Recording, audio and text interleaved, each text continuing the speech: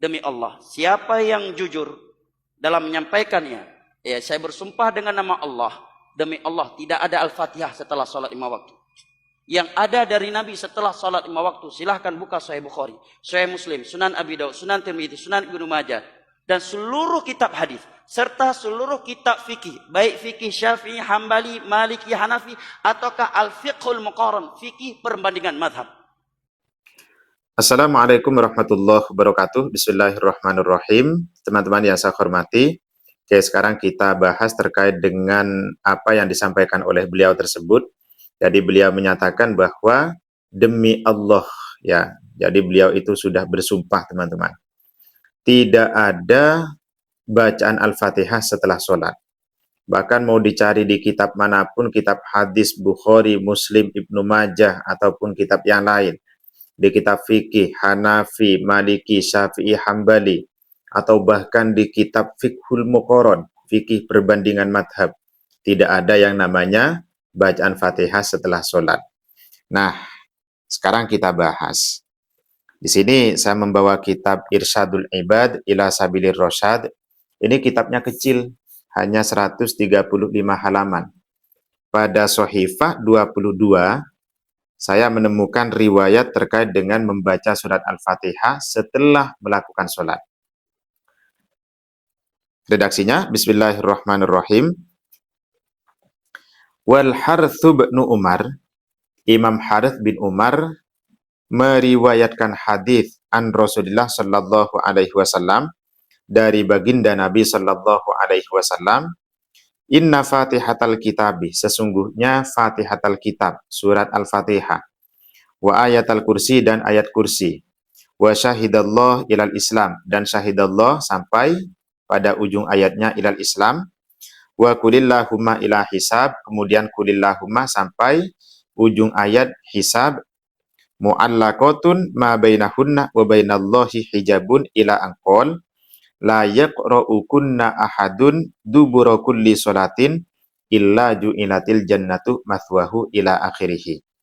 Jadi jika surat Al-Fatihah, ayat kursi, kemudian syahidallah ilal Islam, kulillahumma ila hisab, ini dibaca setiap selesai melakukan sholat fardhu, maka dia akan diberikan surga oleh Allah Subhanahu wa ta'ala.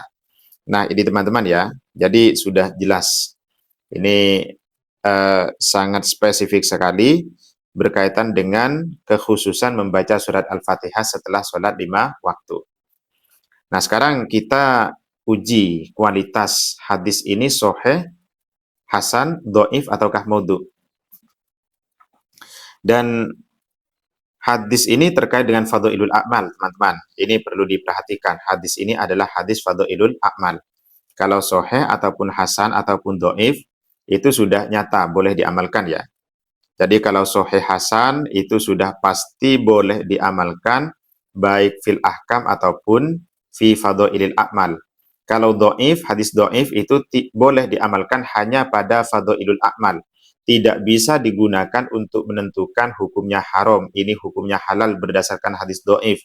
Apalagi dalam hal akidah berhukum pada hadis dhaif itu tidak diperbolehkan. Tapi kalau fadhailul a'mal berkaitan dengan keutamaan-keutamaan suatu amaliyah ataupun berkaitan dengan akhlak, maka hadis dhaif itu boleh diamalkan, dan ini disepakati oleh para ulama. Ini sudah ada di kitab Al-Adhkar, pernah kita ulas di video sebelum-sebelumnya. Dalam kitab Tanzihus Syariah Al-Marfu'ah pada jilid 1 Sohifah 288, karya Imam Ibnu Iraq Al-Kanani. Redaksinya, Bismillahirrahmanirrahim, bahwa hadis tadi itu termaktub dalam kitab Amalil Yaumi wal Lailah karya Al-Hafidh Al-Imam Ibnu Sunni. Min hadithi Aliyin, dari hadithnya sahabat Ali, wa fihi Al-Harith bin Umair. Dalam hadis ini ada seorang perawi yang namanya Harith bin Umair. Nah, dan ini nanti mungkin yang menjadi pembicaraannya, teman-teman. Harith bin Umair, kalau di kitab Irsyadul Ibadnya itu disebutkan Harith bin Amr. Harith bin Umar, ya.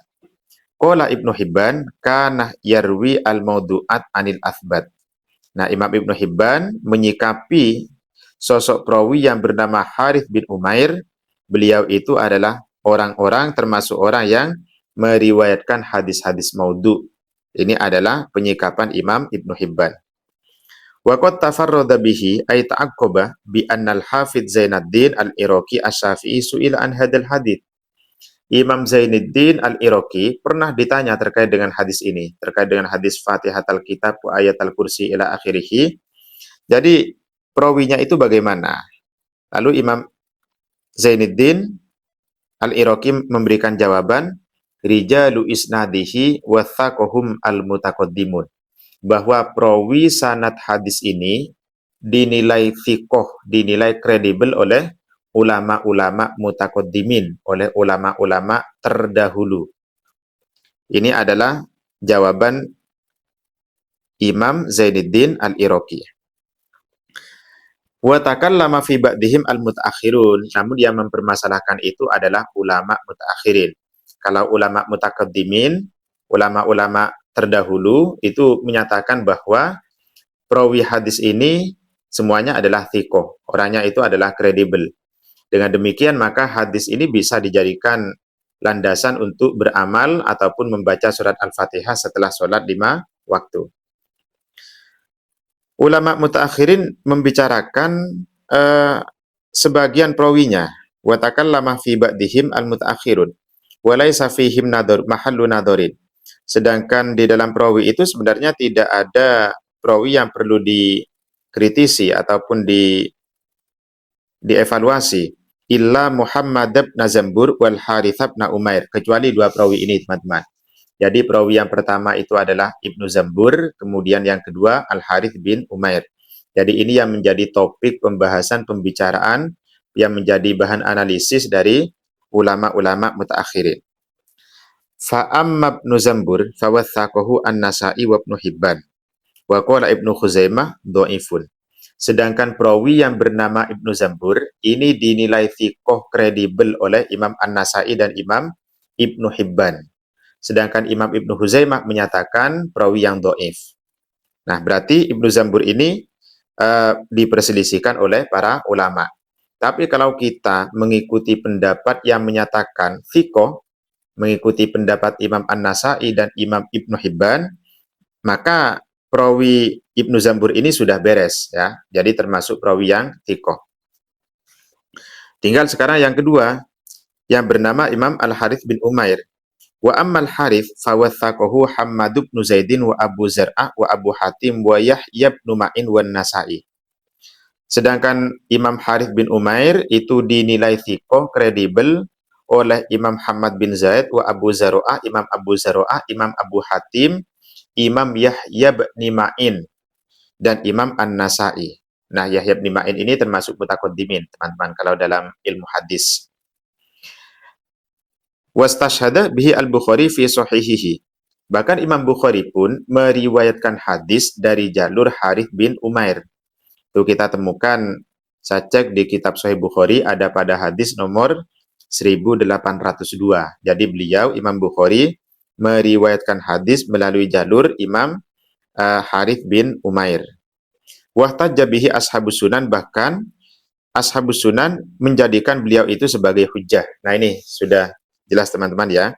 Jadi Harith bin Umair ini dinilai thiqoh oleh beberapa ulama. Di antaranya adalah ulama mutaqaddimin, itu menjadikan beliau sebagai ulama yang thiqoh dan bisa dijadikan hujjah. Nah, tadi Ibnu Zambur itu dithiqohkan oleh Imam An-Nasa'i, kemudian Imam Harith ini juga salah satu yang menilai kredibel adalah Imam An-Nasa'i. Sehingga kalau mengikuti teorinya Imam An-Nasa'i ini, maka seluruh perawi hadis Fatihatul Kitab itu sudah beres, teman-teman. Semua perawinya itu adalah thiqoh. Namun wadha'afahu Ibnu Hibban wal Hakim. Jadi Imam Ibnu Hibban menyatakan Imam Harith itu adalah dhaif, dan juga Imam Al-Hakim. Ila angkol wa qad afrata Ibnul Jauzi fadzakarahu fil mawdu'at. Yang sangat berlebihan itu adalah Imam Ibnul Jauzi yang memasukkan Harith bin Umair ini pada jajaran perawi maudhu. Itu. Jadi di kitab ini dikomentari Imam Ibnul Jauzi itu terlalu berlebihan, terlalu sembrono memasukkan beliau itu pada jajaran perawi yang maudhu. Karena tadi sudah dikatakan dithikokan oleh beberapa ulama dan bahkan dijadikan menjadi salah satu jalur rawi dalam Sahih Bukhari. Wa qad jaa aidan min hadits Abi Ayyub akhrajahu Ad-Dailami fi Musnadil Firdaus qultu sanaduhu dhaifun. Nah, ini teman-teman, Imam Ibnu Iraq sendiri beliau menyatakan bahwa sanadnya ini adalah sanad yang dhaif. Beliau memberikan penilaian sanad yang dhaif. Jadi meskipun di atas itu sudah dijelaskan panjang lebar kali dalam bahwa seluruh rawinya ini adalah thiqah ya. Seluruh rawinya ini adalah thiqah, tapi karena masih banyak yang menentang, maka kemudian minimal hadis ini jatuh pada hadis dhaif, tapi tidak sampai jatuh pada hadis maudhu itu. Nah, kalau misalkan kita gabungkan dengan hadisnya, tadi hadisnya itu terkait dengan fadhailul a'mal, maka boleh kita amalkan, boleh kita lakukan, dan boleh kita jadikan acuan bahwa membaca surat Al-Fatihah setelah sholat itu memiliki dasar. Berdasarkan hadis dari baginda Nabi Shallallahu Alaihi Wasallam, meskipun hadisnya adalah doif, yang namanya hadis doif itu tidak boleh ditolak. Karena hadis doif itu mansubun ilan Nabi Shallallahu Alaihi Wasallam, masih dinisbahkan kepada baginda Nabi. Kalau hadis maudhu, oke, kita tolak teman-teman ya. Tapi kalau doif itu masih mansubun ilan Nabi. Kategorinya itu masih hadis. Kalau hadis maudhu bukan hadis. Kalau doif masih hadis, cuman ada perawi yang belum memenuhi standar-standar hadis hasan ataupun hadis sahih. Nah, itu saja. Mudah-mudahan ini memberikan wawasan. Assalamualaikum warahmatullahi wabarakatuh.